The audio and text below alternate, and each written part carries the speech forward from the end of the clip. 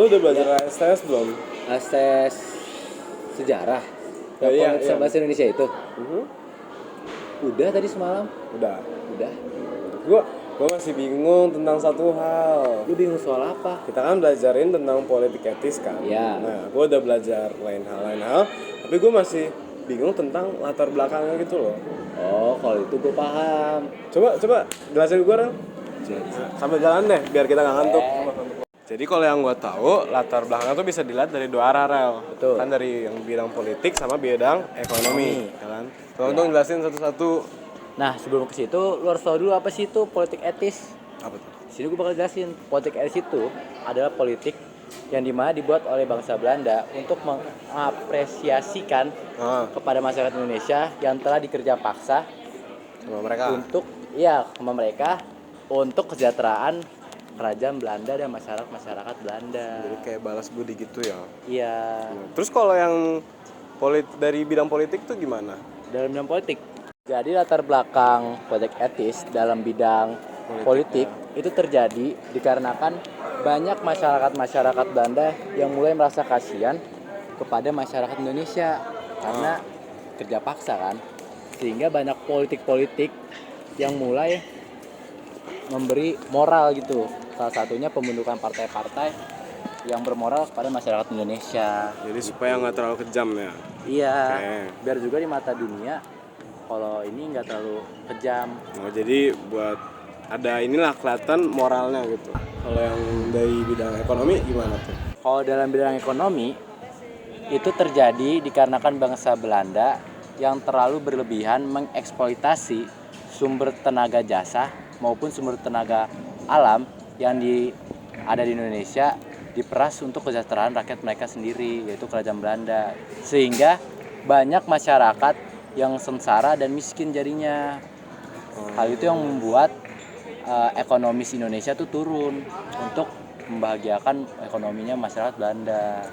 Jadi nggak seimbang ya. Jadi mereka dipaksa dan dieksploitasi terus menerus, entah itu dari orang-orangnya sama alamnya. Iya. Gitu. Oh. Terus yang lu tahu apa aja tuh, Nu?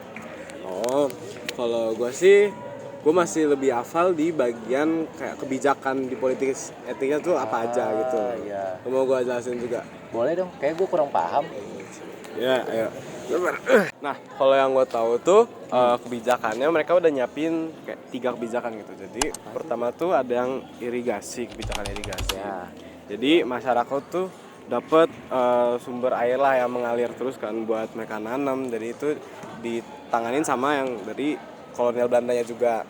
Nah terus ada juga kayak ini edukasi, kan awalnya tuh masyarakat nggak dapet pendidikan kan, cuma orang-orang Belanda doang.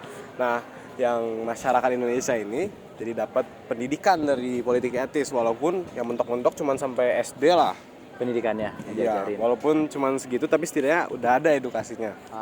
Ya kan? Iya. Terus kalau yang satu lagi yang gue tahu itu tentang ini kebijakan emigrasi. Jadi kayak persebaran penduduk masyarakat Indonesianya itu diratain gitu loh. Jadi nggak ada yang jomplang buat di satu daerah ini padat banget tapi yang ini malah nggak padat misalnya gitu. Jadi disamaratain lah sama bangsa Belandanya. Itu sih, ya gitu sih yang gue tahu dari kebijakannya. Lagi yang harus kita pelajarin ya? Di situ kayaknya ada Dina sama Alfa. Oh iya? Mereka lagi belajar kayaknya. Kita tanya aja ya. Ayo deh, boleh? Siapa tahu kita jadi tahu lah. Den, Alfa, kalian udah belajar ASTS sejarah belum? AS sejarah. Oh ya, AS. Ya udah belum? Ini kita lagi belajar kok. Iya nih, kalian mau nanya apa emang? Kita kan udah belajar tentang kebijakan politik etis, terus sama kita udah belajar tentang latar belakangnya. Nah kita tuh mau nanya, ada materi lain nggak sih yang harus dicari? Oh, lu mau dijelasin yang bagian mana emangnya? Ini gue Manuel pengen nanya tentang penyimpangan sama dampak positif dari politik etis. Kira-kira itu apa ya? Oh, boleh. Ayo, gue jelasin sambil kita jalan ke kelas. Kan udah mau masuk juga.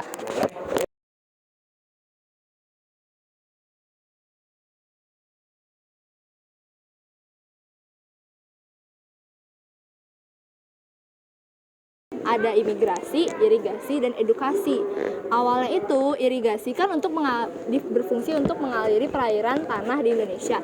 Tapi ternyata sistem irigasi ini hanya berfungsi untuk tanah-tanah milik kayak bangsawan Indonesia sama penjajah Belanda sendiri. Jadi kayak malah menyimpang untuk mengairi tanah swasta aja. Terus habis itu kalau yang edukasi awalnya untuk mensejahterakan pendidikan di Indonesia, tapi sama aja kayak irigasi, endingnya juga masyarakat Belanda dan masyarakat bangsawan aja yang dapat pendidikan yang tinggi dan fasilitasnya bagus. Eksklusif gitu. Iya, jadi eksklusif hanya untuk bangsawan sama orang-orang Belanda.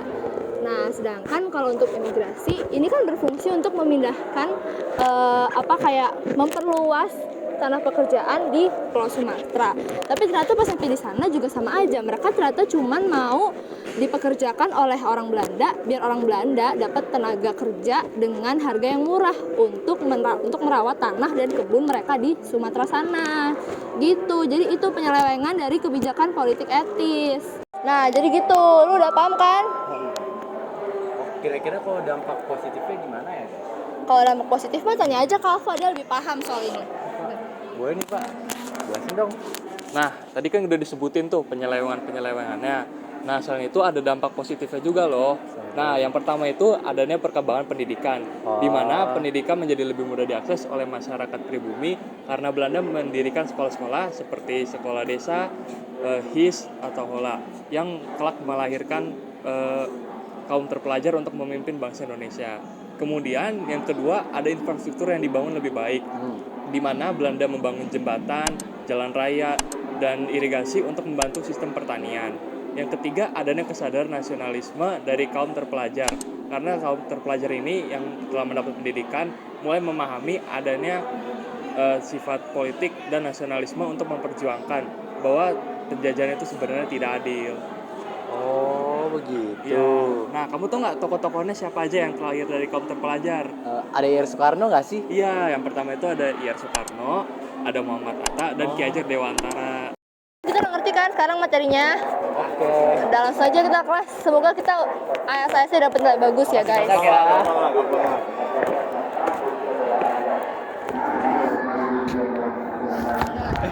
HP siapa nih?